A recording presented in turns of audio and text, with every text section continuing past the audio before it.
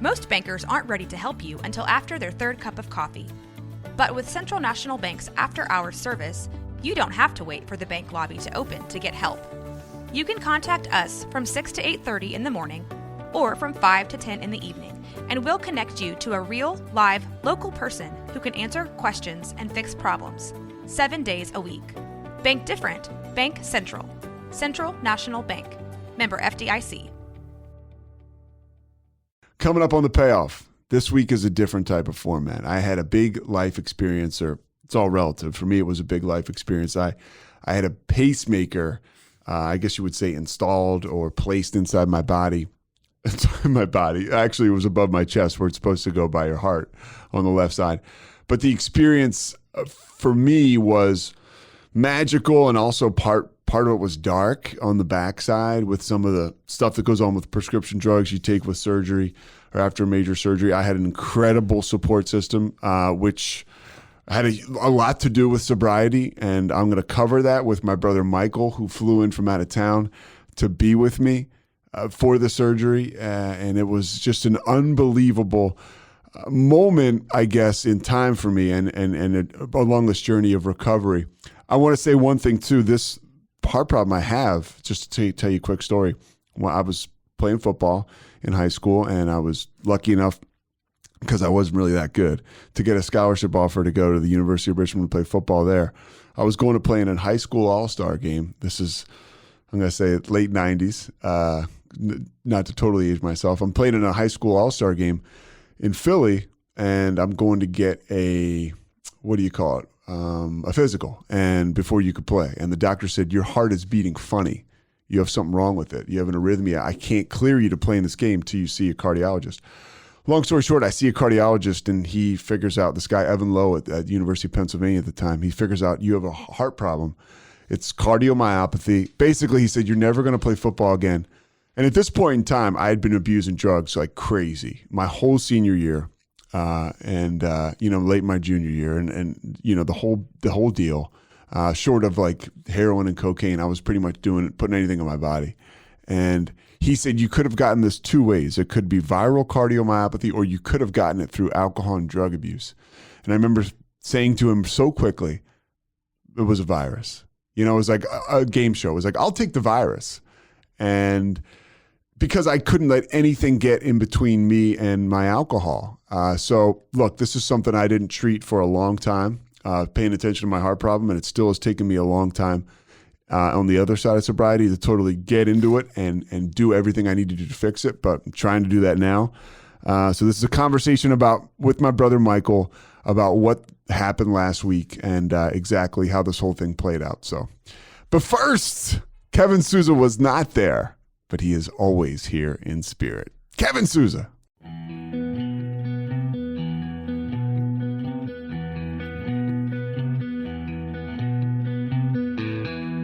Stand by the ocean floor.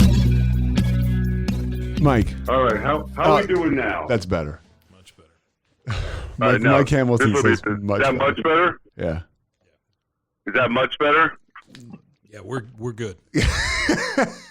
Mike, can Mike hear me? That's why. Yeah, Mike can hear you well. Hello. Mike, where are you right now? I'm in my office, Pete.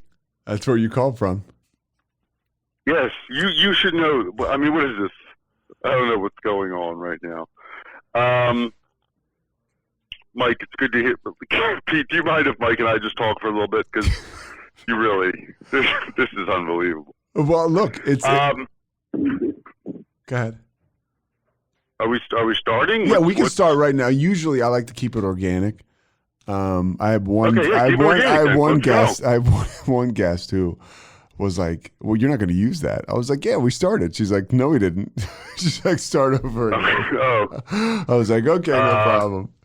All right, so we're started. But you don't have that kind of juice. Yeah, we're going to go right into it. So, Mike, my brother. Well, hold on. Let me just, before I said we're getting started, but I don't have that kind of juice because I'll tell you what. leaving me sitting around here. I know that It's 4:10. I'll be damned if Jaminski would have sat waiting for this. You know. Well, I said to Mike Hamilton, I said, "Well, it's my brother, so thank God." You know what?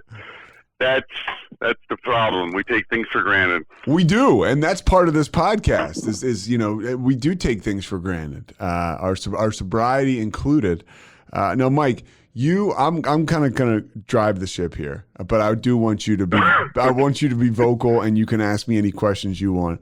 Great. We'll try to get you home by dinner time. You came into Central Texas last Friday because. Yep. And as I talked about off the top of the podcast, or I'm going to talk about it, I'll tape it afterwards. I had cardiomyopathy. Mm-hmm. I've had it for years. And I had to have a defibrillator placed inside my body. And originally it was supposed to be underneath my arm, left arm, but then they put it over my chest. And you, last minute. Now, what's your sobriety date for people that don't know? It is 11/11. And I'll be 15 years coming up here. So 15 years coming up on November 11th, right? That's correct. Yeah. And I'm November 7th. That's kind of cool. What do you think? But different years, right? Yes, I'm 2011. All right. So you surprised me. Well, I think it's important that we mention you're sober. So you surprised me.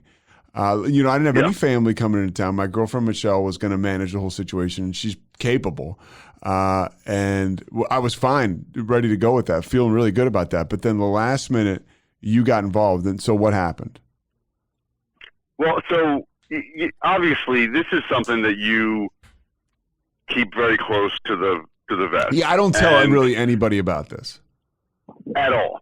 And I think that you don't like to talk about it, and that's part of this process, which has been pretty awesome to watch. So I'm sure you'll talk about a little bit. But it's been so I was in Boston, and I also think you're wired a lot like me, just as a person, and maybe also you put the ism in there, and it's about procrastinating, putting things off until they're right in front of you. I know you had to get this done, and I called you, I think it was Monday or Tuesday, and I said, hey, there's an outside shot I can get down there.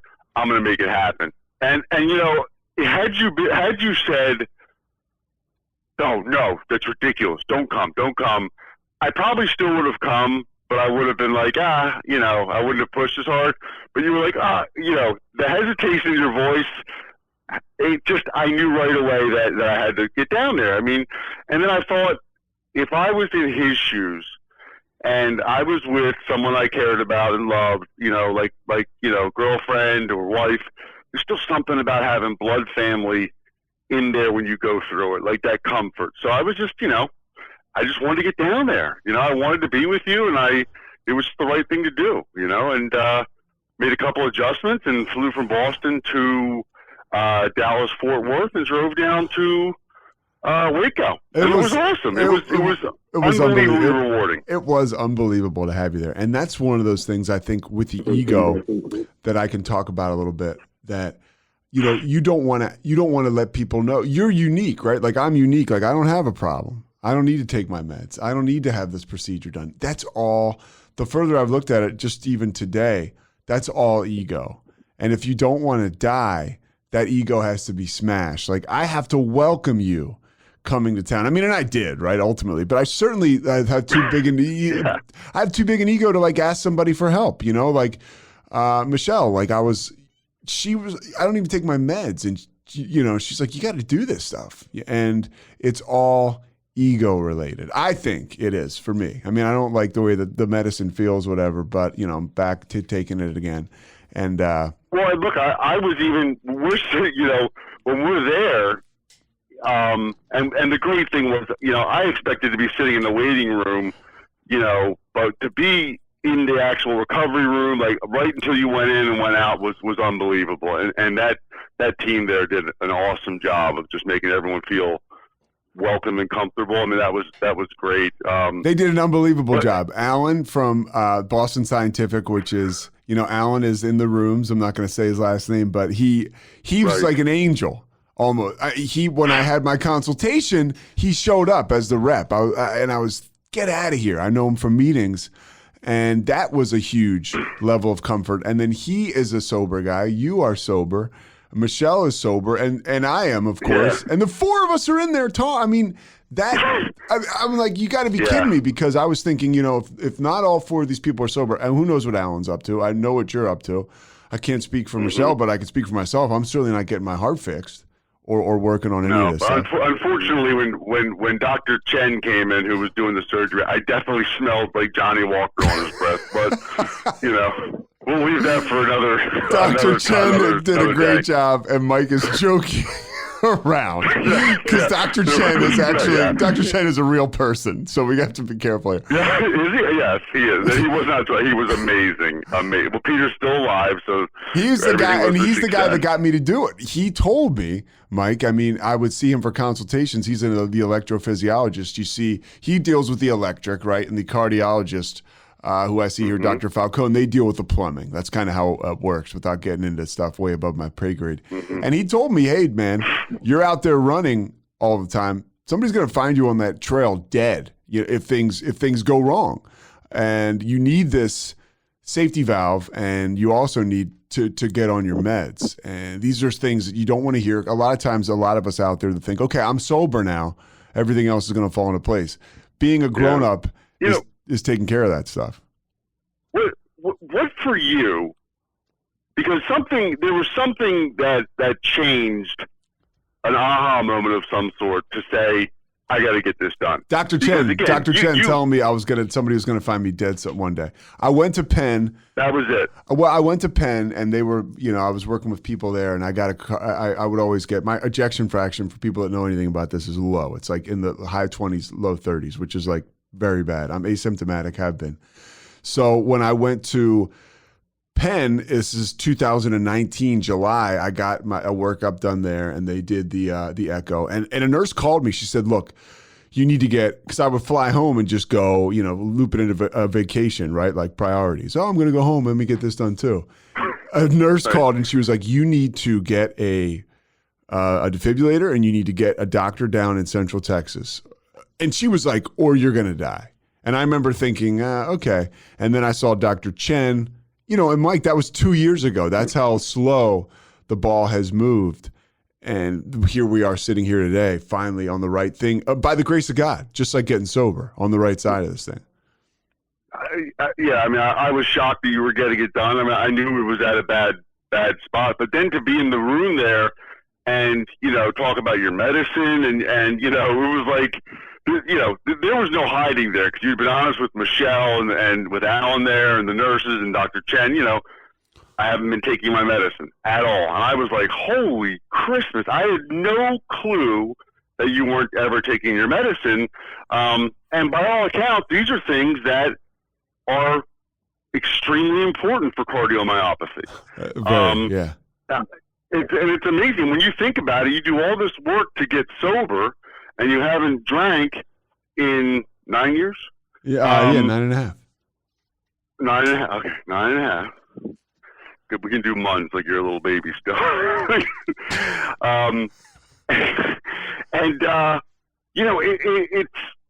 was just it was amazing. I mean, it was.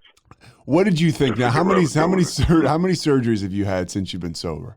I know you got like the neck issue and stuff. So I've had 2 shoulder surgeries, and then I've had neck procedures, like where they, these infractions where they solder the nerve. But the ones that were the shoulder surgeries, where I had to take very strong drugs. And so, how did you feel about that? Like coming out of that?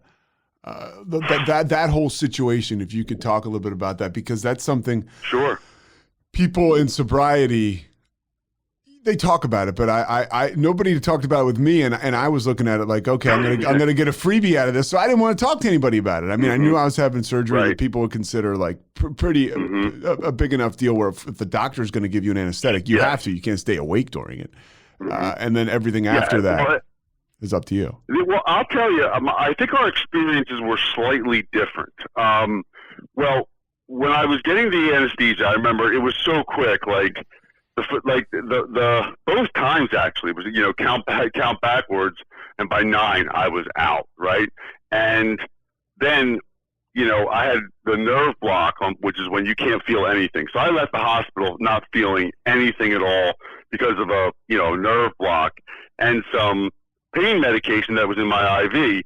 And one of the things with shoulder surgery that you will hear all day, every day, is that you absolutely need to be on Oxycontin and oxycodone because the pain is severe. And that's just, there's no getting around this one. Like shoulder surgery where all the nerves are, it's awful. Mm-hmm. And and every nurse, stay ahead of the pain, stay ahead of the pain, stay ahead of the pain. Now here I am, the alcoholism going both ways. I'm like, I don't want to take these drugs, and I can handle this myself. Right?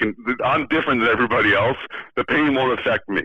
So I took only one of the pills I was supposed to before bedtime, and I woke up at midnight, like no pain I've ever felt before. I remember. I mean, it was like the worst pain I could imagine, and I yelled, and Tara came into the room I was in for the way I slept, and I'm like, give me whatever we need to take. And from that moment on, I stayed on top of the medication. I had my wife Tara. Oh, Tara. So Tara's your wife? Our mom is named Tara.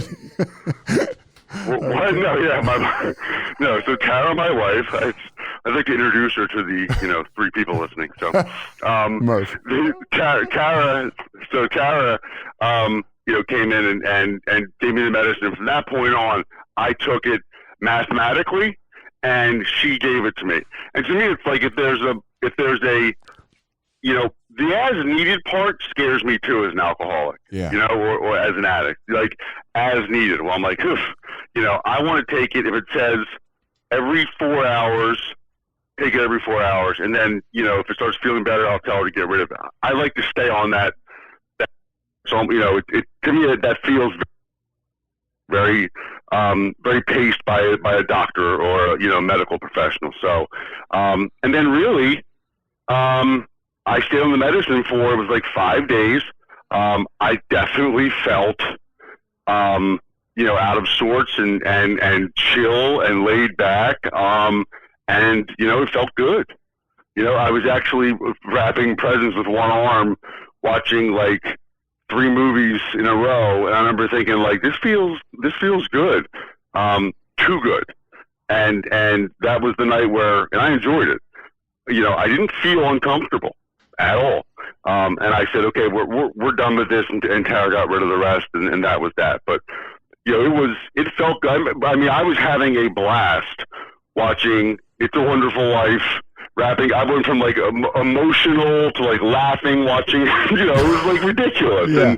And, watching Christmas Vacation. So, but it was, my experience was, I didn't feel that I was uncomfortable. I felt like I was doing the right thing. Like I would like in a bad way. I felt very, very good. So you see, hold on for a second. So, and this is where you can be, you bear witness to all of this. Going in there, I didn't think much about I didn't really think much about the surgery, right? It was like, I've heard Jimmy Kimmel say this before. I put it on the calendar and I was like, okay, that's a job for future Pete. Right now, regular right. Pete isn't thinking about it. And then all of a sudden it's coming and people are planning and Michelle's taking off from work and you're coming into town. I'm like, oh my gosh, this is like, so the next thing I know, I'm in the room. We're on. And then I start to cling to, okay, well, I'll get like a freebie out of this. I'll get to get, I'll for the first time in almost 10 years, I'll be under the influence and like heavy duty. And, because I do, and I want to talk about this, I do take Ambien, which is something I know, which is something I'm wrestling with, especially after this last week. Mm-hmm. So I get to the hospital and I'm thinking, okay, like this is it. I got this coming to me. And Mike was in the room with the doctor and Michelle and Alan too. And they call an audible because certain tests aren't working.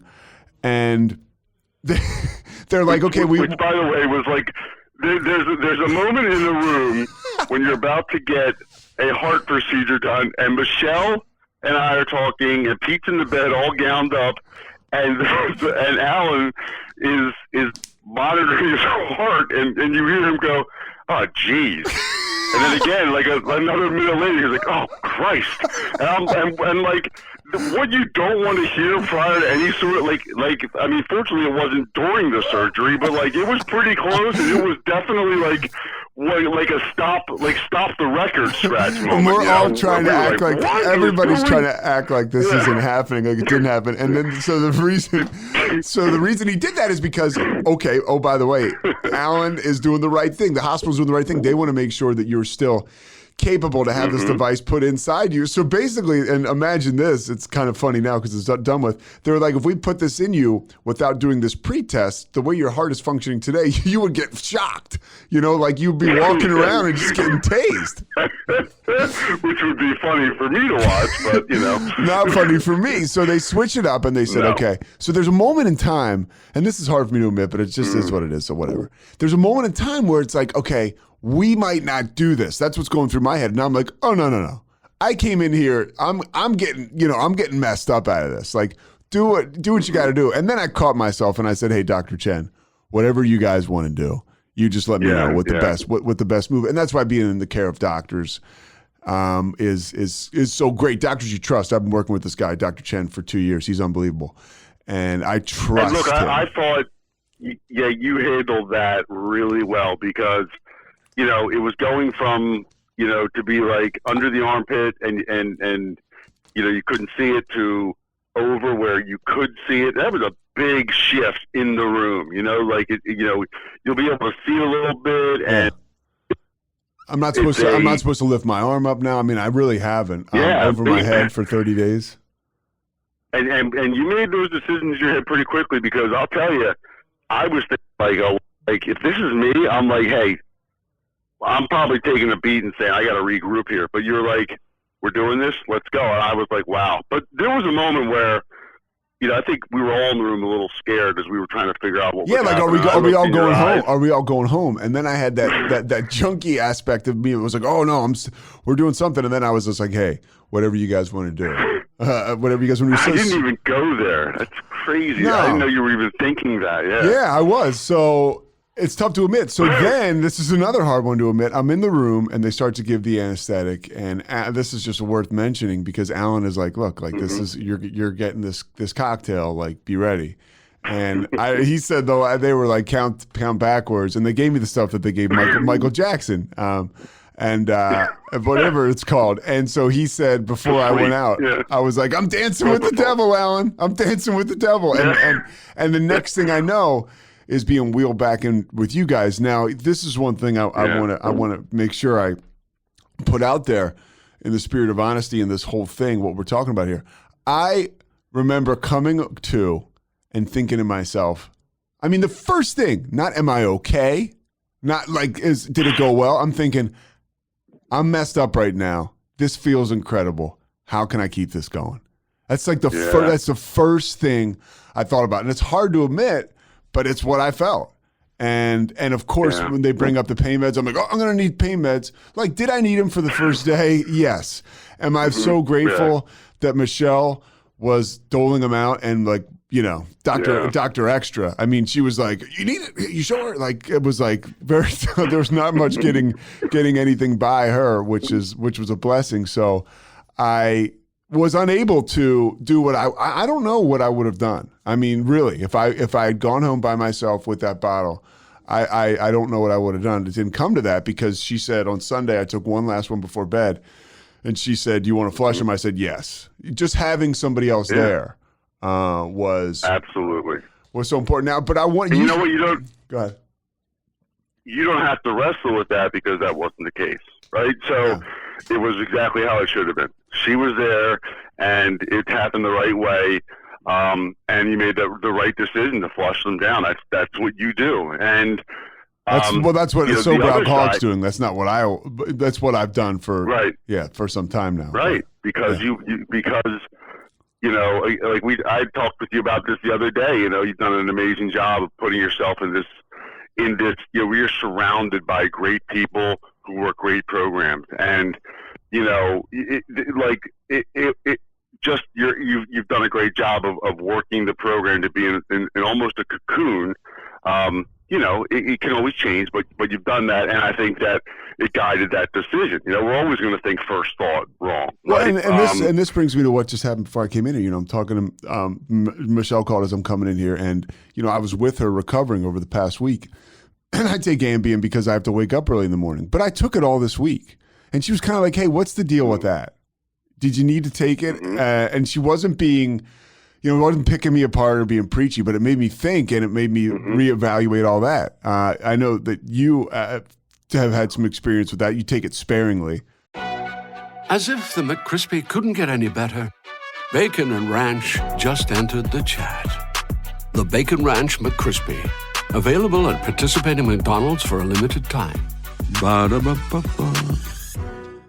But the whole thing is the whole thing. I know I was prescribed it, you were prescribed it, but the whole thing after this most recent experience is just all kind of gross to me, if that makes any sense. It's like you need a mental bath. Yeah, and isn't it, in a sense, to me, I think it's such a blessing because, like anything, you've gone through this experience. It's been a week, right? And it's almost like when you come out of drinking and you get those moments of clarity, right? When you stop drinking for a couple of days and someone goes to rehab, and that's when you need to put the mechanisms in place when there's distance, right? The first thing, I heard this on a podcast or something recently. Was it this one? The first thing you have to do, I don't think so. It was really famous, good one. One of the people listen to it. Go ahead. Yeah, exactly. And by the way, I don't listen to this podcast, so I wouldn't have heard it there. So, it's. Oh, you've lost my train of thought again here. Oh, yeah. You were saying first thought. You were saying, it's when you come out to put the distance between, like before, like when you're drinking. Right, and that's it. Like getting away from the drugs and alcohol, and getting distance from the last drink, getting distance from the last drug, and then making the decisions and putting mechanisms in place to start your road to sobriety, right? Like it's with a clear head and the right people around you, you start doing the right things. And you'll do that, and you're doing it already, and you'll do it today, because that's all you got to worry about. And you'll wake up tomorrow, and you'll do it again, I'm sure. And then a week later, you go, you have this even more distance, and in a month you're like, wow, that was a crazy couple days. Yeah. Because that's what happens. Yeah. That's what happens. And it came, it came up because she was like, well, what are you going to, she knew I wanted to talk to you about this, and because I feel like this is topical, it really relates to sobriety, and she's like, well, are you going to talk about the Ambien? I was like, I was like, what do you? I was, and I did kind of what I can do, what addicts can do, and I was like, so I need to reevaluate that. I think for sure, just on school nights, maybe if I've got to transition into waking up at 1 a.m. But like, do you need it? No, you don't. You really don't. And that's something I need to look at. Yeah, I travel a lot for work, and less now than I have, but times it was a couple different time zones, and in within 2 days 3 different time zones, and like you just get ragged. And I would travel with one, just because if I was going 2 nights in a row with like an hour sleep, like I had to get a good night's sleep, but it's dangerous, it's dangerous. And by the way, you and I, this is my thing, that's your thing. But people that are prescribed drugs that are sober, that is your business. It's prescribed by a doctor. This is just my experience. Exactly. And Mike, this is your experience too, right? Absolutely. So, this is my experience. So one of the things I wanted to go ahead. Can I reel it back for 1 second? Because maybe you're going to go here. I wanted to kind of like turn the mirror the other way when you came out of surgery into the recovery room, and Michelle and I are there. I was about to ask you this. Okay, you had a look that I had not seen in a long time, and it was like the droopy eyes, but it wasn't like, to me, like a naive, friendly, loopy. It was the look that I had seen for a long time, of you being under the influence of something. And it made me uncomfortable because you look at drugs and alcohol and how far you have come and how amazing your life has been. And I remember like, ooh, I didn't like that guy. I mean, I loved him, but I didn't like that guy, and it was like, it brought me back. It was crazy. And I mentioned to you, there were a couple things when we were talking, and you would do a side eye look at me, or and like almost give a fuck off look to me, or not you won't be aggressive, but like your eyes said it, and it was like, wow, like holy shit, it's been a long time since I saw this guy, And that's how quickly it happened. So of course this was for this is doctor's orders, whatever. But that's how quickly like somebody can go back there. And it felt like this is one thing I'll say. It's a terminology, but a free lapse isn't free. It's bullshit. Because for me, like I said, the moment I got out of there, I was like, how can I keep this going? And that is, and it was gross for all the time. Once I came down from that initial like rocket ship, right, which is the hospital stuff, it felt gross. And I would say it to anybody that's just coming around or is new. It is so much better, Mike, to go to a meeting, work out, and then meet up with somebody like you or like Murph, really, right, or like or my girlfriend, and have dinner with them. That is a high. That fills me up and gives me the feeling that drugs and alcohol used to give me. Sitting with my sponsor in Hoboken, Mike P., reading the big book. Like those were white light experiences. Like that gave me the stuff that drugs and alcohol gave me. And on the other side of this, flirting with that dark, disgusting world, it was like, oh my gosh, like today, right? I have the opportunity. At first, the one thing I'll say is I don't have this licked. It's every day. And that was like a scary, that's why I wanted to talk with you about this, because you were there. Yeah. It's a scary deal, man. Well, didn't we talk about it a little bit the other day? Like, isn't that the blessing of this? That you didn't like the way you felt. No, I did not. You saw the dirtiness in the world of being like that. And it was like, this was dirty, and I liked it, and I wanted more, but it was dirty. And, to know that and have the bumpers in place to move, right back into sobriety is important, because it wasn't like, I love this and there's no consequences. This is fun. And I'm not hurting anybody, whatever. And, that could have been really dangerous. Yeah. Because that could have been like, I'm not hurting anybody. And, that could have led to deceit and God knows what. So I look at it like your reaction was a positive one. And it's all how it should work, because you front load a program that's phenomenal. Alan came in while you were in surgery, and just said the most wonderful things about the program you work, and what a great man you are, and how much he admires your program. He must have been splitting he must have been splitting that shit with me that they put in my IV. That's nice of him to say that. But you could just tell that Alan was a really good, estimable guy. Yeah. And for him to say that already out, it was like, and that's how I feel. And it was just great to hear him say that. And it's also your first time through this. And as we know, in sobriety, firsts are tough. Holidays, dinner out, like all firsts are tough. And I was a shell of myself this past week. And Kevin, our brother, right, said this. He said, that stuff's, it's going to weird you out. It's going to take a little while. Kevin, he's not always right, but he's always sure.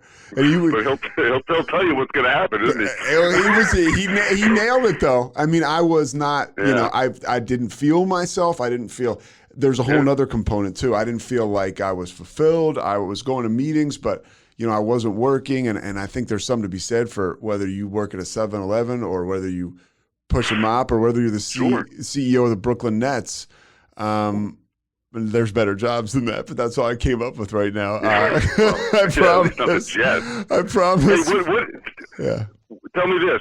How many meetings did you go to this week? I went to 3, and honestly, they were good, but I was still, I haven't felt, I'm just starting to come back to, because I know I have to work tomorrow, and honestly, doing this with you feels good.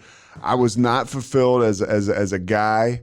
I think when I came back, if there was an airport I would have flown out of, I think Michelle would have driven me there a couple of days ago. I think she was ready to unload me, and I think let's not talk about the grocery store. Don't. Yeah, I lost my mind at a grocery store. So, I mean, and it was all building. It was all building. Who goes to the grocery store at 8:30 on a Tuesday? By the way, no, I'm kidding. Well, an unplanned trip. The quote was this. The quote was this: "Is you use all the soap in the bathroom upstairs? Like, where do you think that comes? How do you think that soap gets there?" Which was like a really good point. We need to go shopping for this stuff. Yeah. Right. Yeah. Well, listen. Look. It's funny because you're in this relationship now, and it's going really well. But there's an accountability and there's a partnership, and you saw that accountability this week, right? That we all adjust to, especially when you're elderly, such as yourself. Getting in a very serious relationship. It's not just a partner. Well, it's a partnership, but because now you're accountable to somebody who's in your face. Yeah.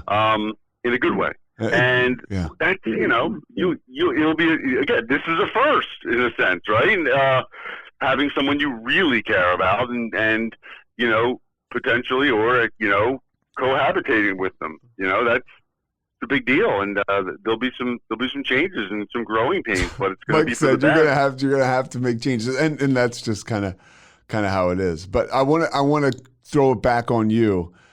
What was it like for I won't keep you too much longer. What was it like for you to have that experience, to be there? You're a guy who probably wouldn't have been there 16, 17 years ago. But to show up like that, to be a part of that. No way I would have been there. To do something that's hard. And like Mike, I wouldn't, to have you guys there was like, you couldn't write a better script for somebody like me to feel good and comfortable going into a surgery like that. It was unbelievable. It was an unbelievable experience. It's like, I'll say it's like going to a meeting that you just didn't feel like going to, and you walk out of there on cloud nine, right? And not that I didn't want to go there, but like I went there because it was the right thing to do for me, right? Like I wanted to be of service. And look, I was like, it's going to be a hassle with the 2-hour drive and the plane. I got to come change this and change that. And Tara, your wife, you go. Yeah, my wife Tara, my current wife, said, you go, just go. You just figure it out and you go. And I was like, yeah, she's right. She's right. So it was a tremendous experience to be able to do that. And look, one of the things that I really believe in, if you're working a program of some sort, one of the things talked about is being of service, right? And it's one of the main things, to give away what you've freely been given. I also think that the best way to exercise that is those closest to you. I don't have to be helping another alcoholic or drug addict, because frankly, that comes pretty easy. It's helping your wife, being of service to my wife first thing in the morning, and my children. That's real. I mean, that can take more work than helping another alcoholic, because you're so in those moments all the time. And I think, to me, service and kindness is authentic if it starts at home, and if it starts with your brother. And look, we couldn't be closer, and I'm so blessed, and I didn't want you to be alone.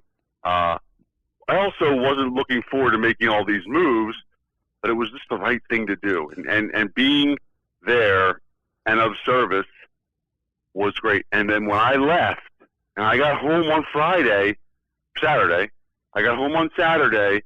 I was on cloud nine, because you were recovering, because I had been there, because I was sober, and I showed up for somebody.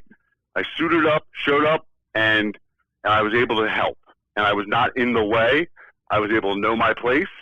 And that's sobriety. And I was like, I stopped and got flowers for Tara, my wife. Oh, you did? On the way home.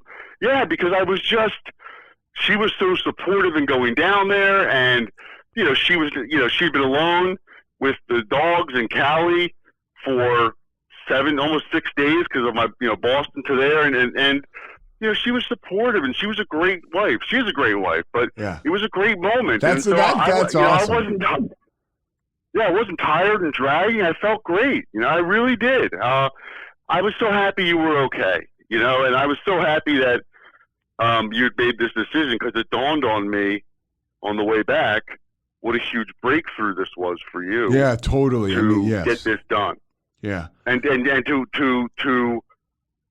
tell people about it, your Instagram posts and really come out of the closet. Totally. How about what Alan said real quick? You talk about that. He said, because he could tell I was anxious, and he said the time to worry was when you were diagnosed up until now. He was like, you could have dropped dead and nobody would have found you. He said, now you have this protection. Like, now you're good. I was like, wow, that's a good point. Yeah. Sobriety or not, whatever, I don't know how Alan was before, but I know there's a gift. Oh, he was an asshole. Who knows? But there's a gift, in any sort of industry, but specifically the healthcare industry, where you can make someone feel really good about what they're doing and know they're going to be okay. I mean, that's a big deal. We all just want to know that we're going to be okay and that we're a part of something. And Alan, I could feel like we all deflated, like first it was like, oh God, he really could have died. But then it's like, it's going to be okay. It's going to be okay. Like, you have a chance now.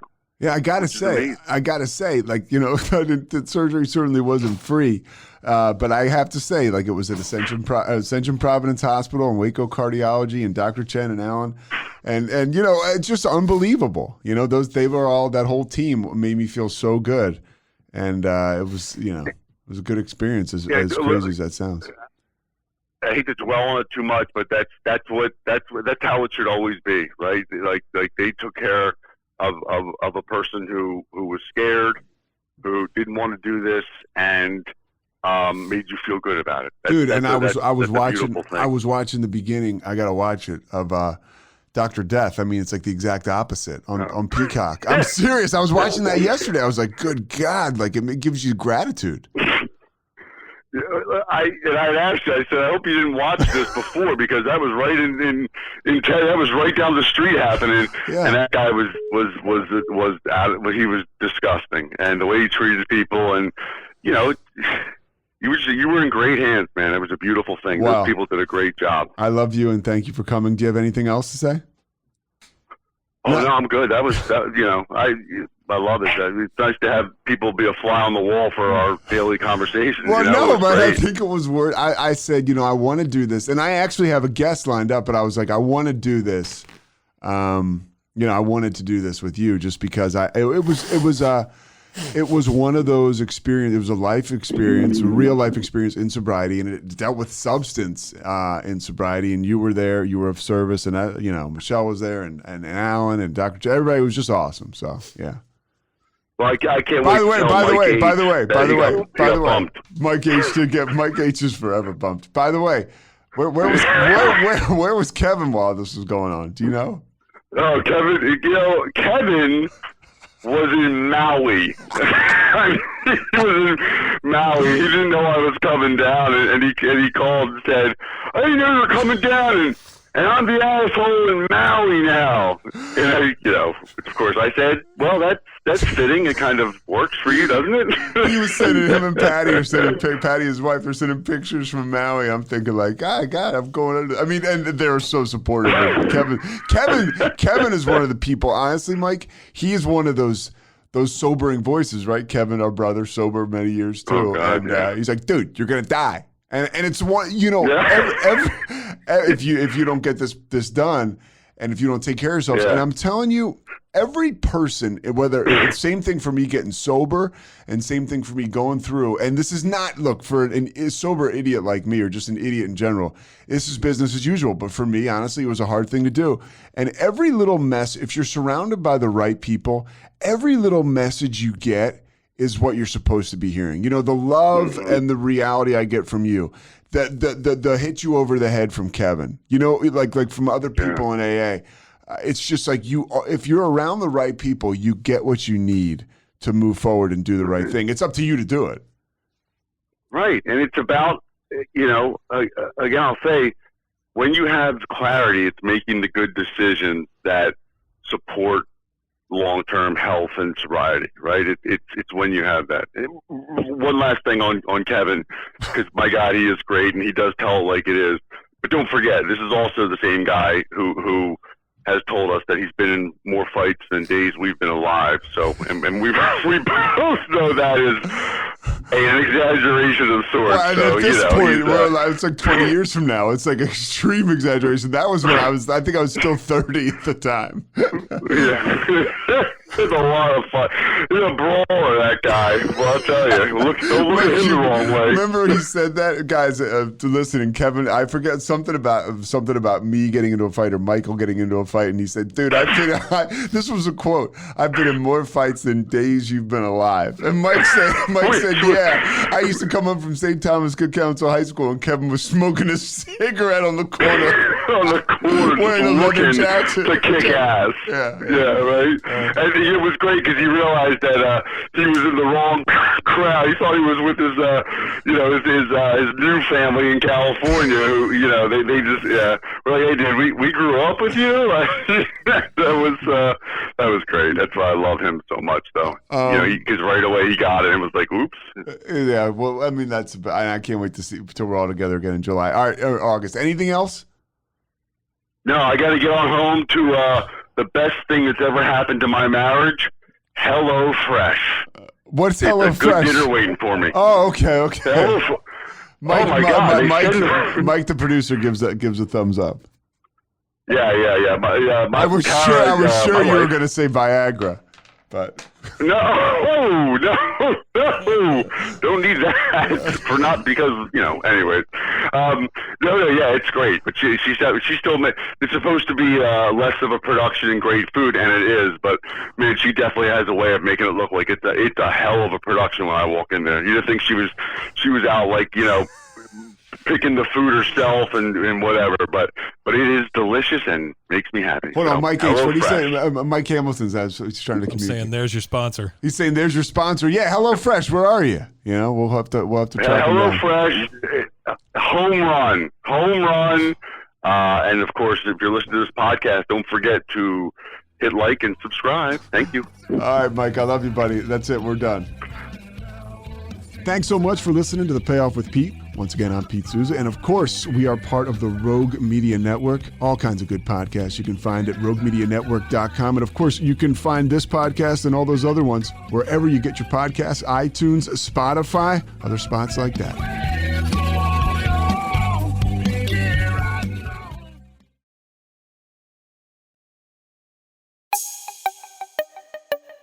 This has been a Rogue Media podcast.